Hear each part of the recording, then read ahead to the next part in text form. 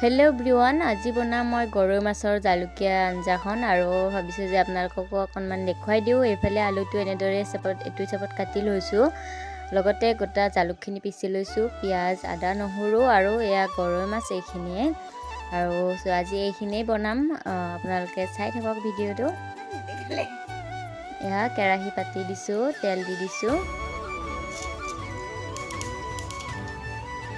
কেইটামান পাঁচফোৰণ দি দিছোঁ আৰু পিঁয়াজ,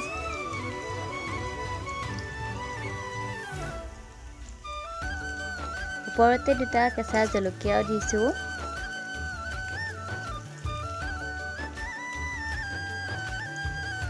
আৰু ইয়াৰে ওপৰতে এতিয়া আদা নহৰুখিনি দিছোঁ। অকণমান ৰঙচুৱা হোৱাৰ পাছতে ইয়াতে গৰৈ মাছখিনি দি দিছোঁ।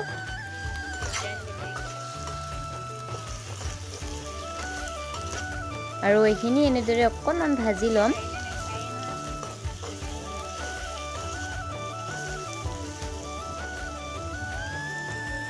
এতিয়া মই ইয়াতে দিম হালধি,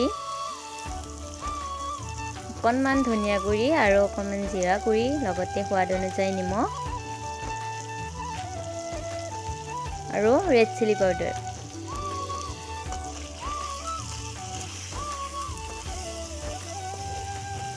এতিয়া এইখিনি আকৌ এনেদৰে 2-3 মিনিটমান ভাজি ল'ম। এই মাছখিনি লৰাওঁতে বহুত বেছি সাৱধান হ'ব লাগে, পটককৈ নহ'লে ভাঙি থাকে। সেইকাৰণে যেতিয়া লৰাই ভালদৰে লৰাব, নহ'লে ভাঙি যাব। ত' ইয়াৰে ওপৰতে এতিয়া পানী দি দিছোঁ।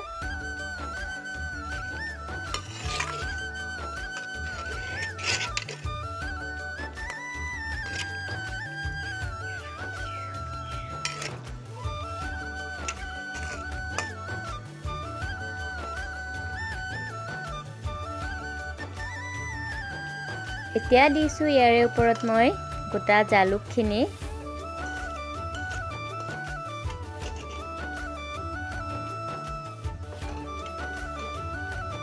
আৰু এইখিনি মই 5 মিনিটমানৰ বাবে এনেদৰে ঢাকন লগাই দিম।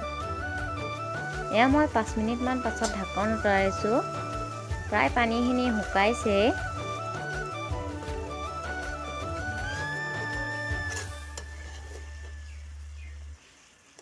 বেছি লৰাই থাকিব নালাগে, নহ'লে মাছখিনি ভাঙি যাব।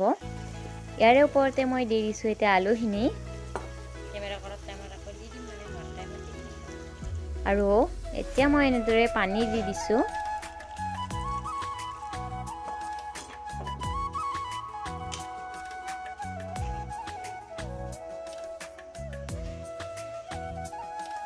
আৰু এয়া ঢাকন লগাই দিছোঁ আলুখিনি যেতিয়ালৈকে নিসিজে তেতিয়ালৈকে। আৰু এয়া দেখিছে মই ঢাকন আঁতৰাইছোঁ মোটামুটি 10 মিনিটমান পাছত। আৰু এয়া চাওক, খুব ধুনীয়াকৈ মোৰ চব্জিখন হৈ আছে।